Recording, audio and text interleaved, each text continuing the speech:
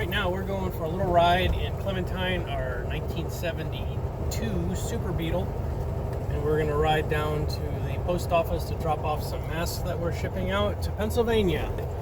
We changed the design quite drastically. I removed the snub nose and we went to a bigger front clip, going back to the clip again. I don't actually have one in the car with me right now, but I'll show you when I get back to the house. Anyway, so the new design meant that I kind of had to use the last little bit of time printing the old ones, and now we've printed the new ones, so I'm kind of catching up. I'm a little bit behind. I currently have 47 that we need to deliver, and I'm taking 10 down right now to ship these off to Pennsylvania. Just wanted to do an update. This is mainly for people that are making this, but also for those who are helping and supporting. First off, I've changed the design quite drastically. This is the old one. This is the snub nose design, I was calling it, because obviously it's very short in the nose, and it allowed for you to wear a PPE cloth mask over the outside of this. So that was the old one. These are the new ones.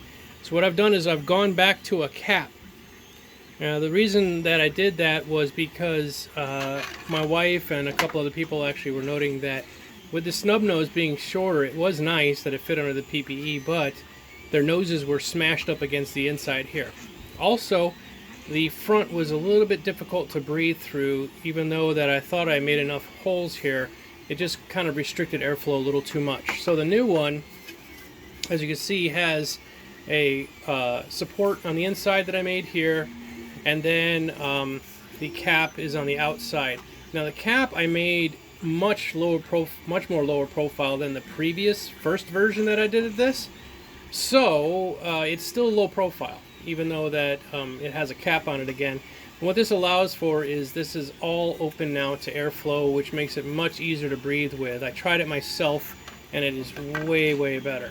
So we're printing right along, everything's going good. It looks like for now I have plenty of filament. This is all the filament that we have that has come in.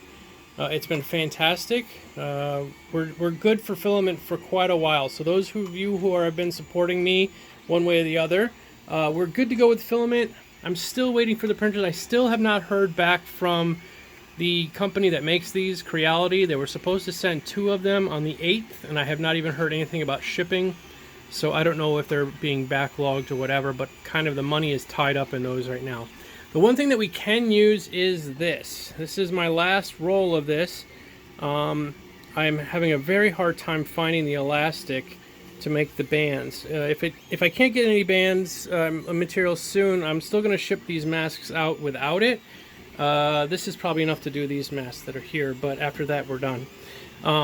I can still ship them out, just that you guys are going to have to make it with some kind of cloth or strap or something like that for a tie. I apologize, but this stuff is like hen's teeth right now, and it's really getting tough to get. If you are making these, check Thingiverse. This is a very important note.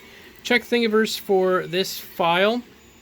Unfortunately, for some reason, Thingiverse is not zipping the files up correctly anymore. If you download the zip file is the old file for this. It's the 1.1a file on the zip, which is completely wrong. So don't use the zip. But in the files section, you'll see all the files listed.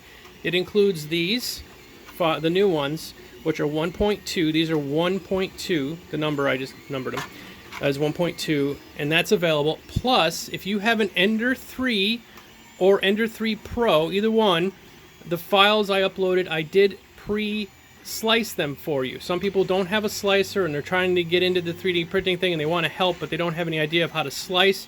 So I've pre-loaded those up there for you. They are my settings that I'm using here, and you'll probably see when you download them that you'll see one is named Paladin and one is going to be named Rogue and one is going to be named Warlock. So that's the way they're named like that. So make sure you download the files individually until Thingiverse gets it fixed. And until then, thanks everybody. Thanks for all your support, and thanks for printing these out. Thank you. Bye-bye.